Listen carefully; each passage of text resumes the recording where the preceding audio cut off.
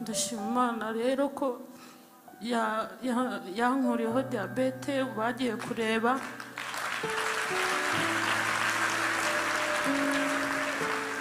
kuri 13 z'ukwa mbere bagakora nuza baravuga ati hagarika ibiti turabona isukari yamanutse noneho ukomeze imivuduko ariko nabyo hashize nk'ibyumweru 2 nsubiyeyo barambwira ngo ninyihagarike.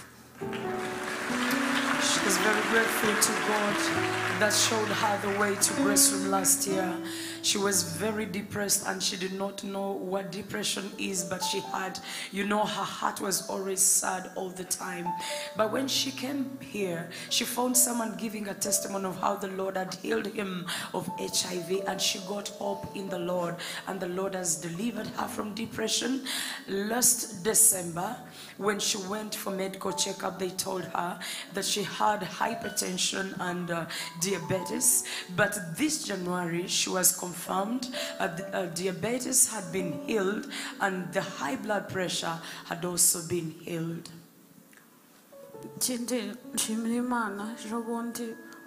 Satani yaranyihebesheje avuga ngo wanze gushima Imana ngiye kongera nguteze diabete noneho ninjoro ndyamye numva umutima urateye nkuko byagenze mfatwa noneho vangu uyu munsi ndakwica ndavuga nzajya gushima byanga bikunda ndavuga nzajya gushima byanga bikunda bwira mabuja ndamubwira ati mbabarira ngiye gusenga ndagukorera ibyo ushaka byose ariko ngiye gusenga ntabwo nari nzi ko ndi bushime naje nakerewe ndagenda nicara hara hejuru numva mbuza amahoro ndasohoka njya kuri toilette ndagaruka ngiye kubona mbona banyicaje hano imbere ariko burya biri mu Imana gusa numvaga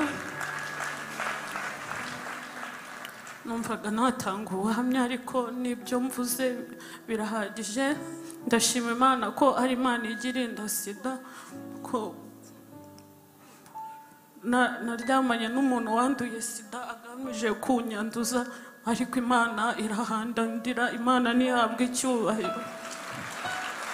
She is grateful to God that has preserved her life.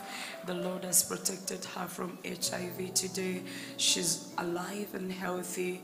To God be the glory. Icyubahiro rero kubyo yakoze n'ibyo utegereje gukora nyahereje icyubahiro byumve ko nyishimye. Give glory to God for what tugufashije gushimira Imana. We join you to thank the Lord. Ariko mwumvise kuva umuntu yaba mu nda ya mama we urugendo rwose. You can imagine the entire journey from when her mother was pregnant of her. Nuko adasobanuye byose bateye ngo icumu mama wamutwite amaze kumubyara bakanda imbavu z'umwana amaze kwegera hejuru depression yegeye hejuru gato twagiye ibisazi bimara imyaka 3 yegeye hejuru diabete iraza yongeye haza hypertension ndashaka murebe agize gutya ahura n'urwaye sida ndashaka kureba imitego guhera umuntu ari mu nda buri afite great future cyangwa inyenyeri ikomeye cyane ngirira ukwegereye ubwo Imana yarinze kuvura mu nda ya mama wawe igiye kukureka ubu hari undi wicayeho mubwira uti komeza ushaka Imana. Look at the entire journey. The journey that the Lord has taken her through. From when she was still in the mother's womb, the mother was hit by a spear. She survived. When she was young, someone pressed her ribs. She did not die. When she was old a little bit, the devil attacked her with depression. The devil attacked her with madness. The devil attacked her with diabetes and high blood pressure. And then she met someone who wanted her to contract HIV. But through all that, the Lord has been making a way of her escape. That shows that she has a very great future. And I want to tell you, the Lord who has taken you through that entire journey of life has not left you. Yes. Bigukomeze ibyo uri muracamo sibyo kukwica. Nibyo kuzahesha Imana icyubahiro. I want you to have hope that everything that you're going through is not meant to kill you. It is going to reveal the glory of God through you. Hallelujah. ndashima Imana imaze ubwoba ngashobora guhaguruka ngafata uyu mwanzuro wo gushima Imana. Nagambiriye gushima kwa kabiri kubera igitangaza Imana yari inkoreye. Cyumweru cyose nkimara numva nzashima, ariko ejo nimugoroba bimvamo.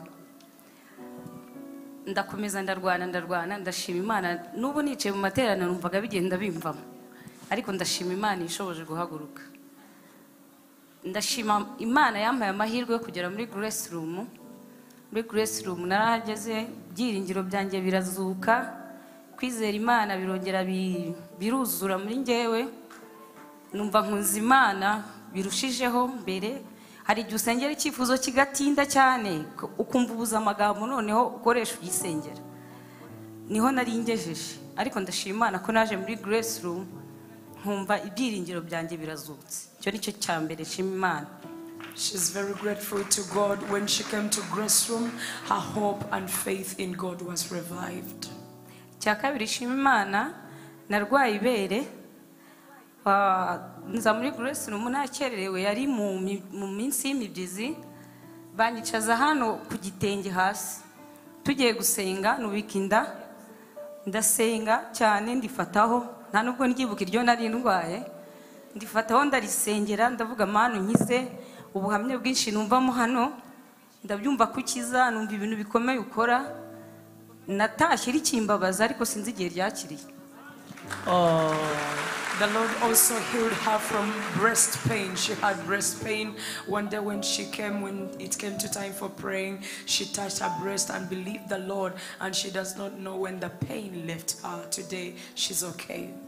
Cyane mangejejeho nsorezaho kugira ngo nihute. Abana babiri. Iyo tuza muri Grace Room yusenga utaha wumva buri buke bigakoreka, ukakira igitangaza bigakunda, ugataha nyine wumva wizeye. Igihe cy'amashuri cyaratangiye kigembwe cya kabiri, gitangira nta minerval mfite. Ngasenga bugacya numva biri bukunde.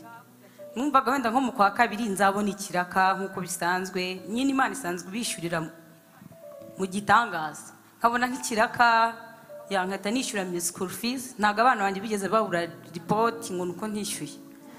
Rero iki gihembwe kimbera nyine kirifunga burundu. Cyo kiraka ndakibura, ariko nkumva umutima urakomeye. Nkavuga akazi Imana yatubwiye kuyishima, reka nkomeze yishime. Urumva ukwezi kwa kabiri kurangira ndashima n'Imana yampaye ishuri ryiza ryihangana. Urumva ishuri ryihanganye ku gihembwe cya